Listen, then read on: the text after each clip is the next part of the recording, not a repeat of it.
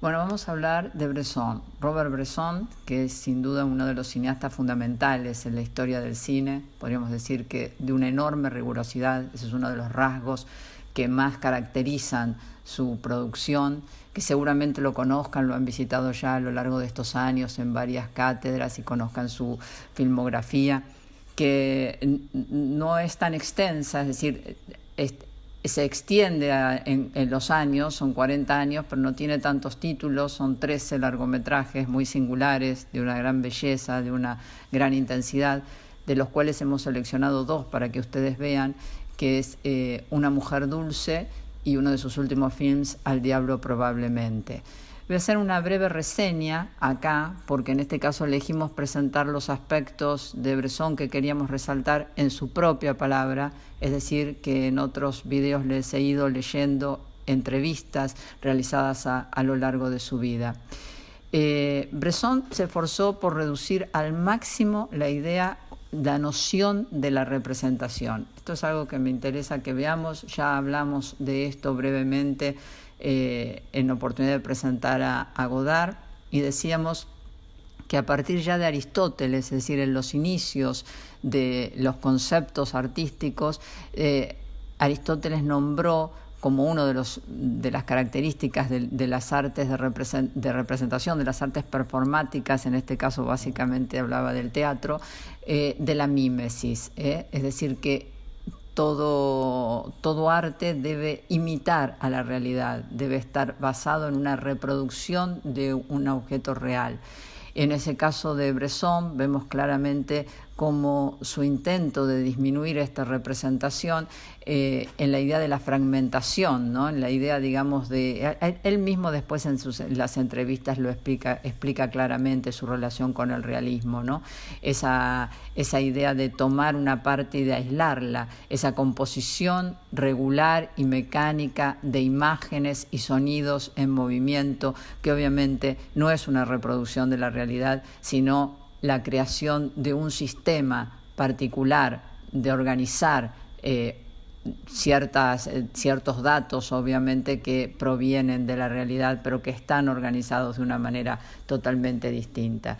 Así que hay una fragmentación drástica de lo real para arrancarlo de su naturalidad, de sus coordenadas habituales, y plantarlo, ponerlo, digamos, dentro de otro sistema que es el sistema del film, el sistema del cine.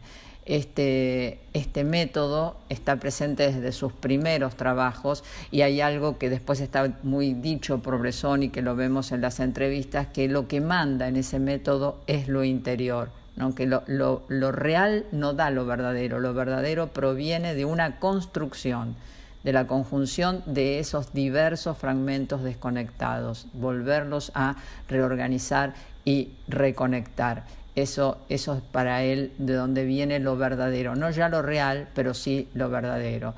De este método, así para decirles rápidamente un punteo, podríamos decir, además de la fragmentación y desconexión de lo real, la conexión de miradas y de manos.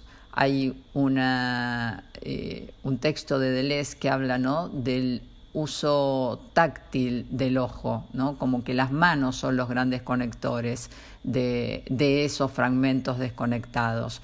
Enlaza a esos personajes, las manos, ¿no?, enlazan a los personajes entre sí, con los objetos y a través también, por supuesto, de las miradas.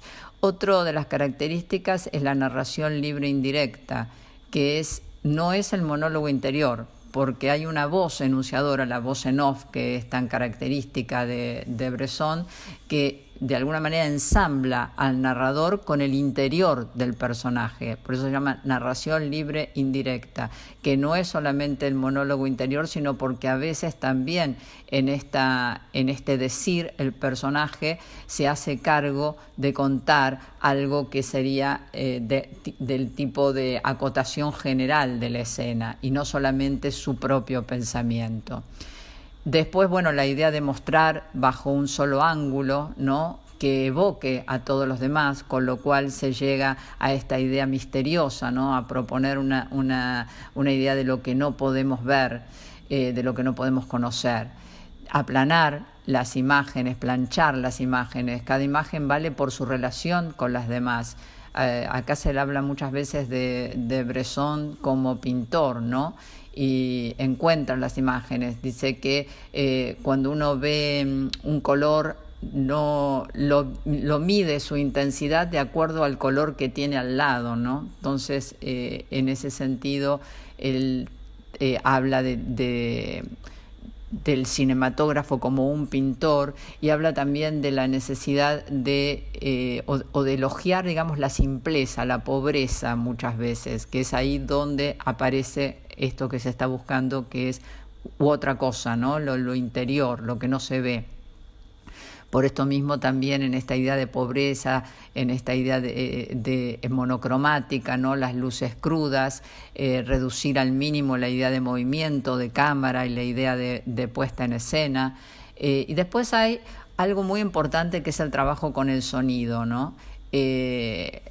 Resalta mucho las imágenes que pueden ser reemplazadas, las imágenes visuales que pueden ser reemplazadas por lo sonoro. Predomina totalmente el oído. El oído, dice Bresson, es un órgano mucho más profundo que el ojo. El ojo es impaciente y Bresson trabaja precisamente con esas impaciencias, y hay una predominancia entonces del sonido por sobre lo visual. Lo que dice que no se puede contar a la vez algo visualmente y sonoramente, que si se puede elegir prefiere el sonido, pero no contar a la vez lo mismo. Después, bueno, la otra característica es el trabajar con actores no profesionales. Ahí lo explica en las entrevistas, qué es lo que le dan unos u otros, pero él busca precisamente que no vengan con la carga de su formación, sino que estén dispuestos a atravesar este método desde el desconocimiento y no desde las técnicas propias de la actuación. Él habla muy claramente de lo que es la lentitud y el silencio, ¿no? Lentitud que no es tal, ¿no? Sino que hay una regularidad, pero que en todo caso esta lentitud o silencio se pueden medir en la medida en que contrasten con ruido y con velocidad, ¿no? Entonces, como en el contraste, volvemos a esta idea del pintor, que un color se mide por el color que tiene al lado, como en el contraste se empiezan a valorar y entender, digamos, lo que se está buscando. Después podremos hablar de que hay una exploración del mundo en un estado puro, sin contar la historia, sin que haya acción, sin que haya intriga, ¿no? No una construcción de suspenso, sino la construcción de una interioridad en el sujeto. Bueno, después me gustaría que escucharan la voz de Bresson analizando todas estas características.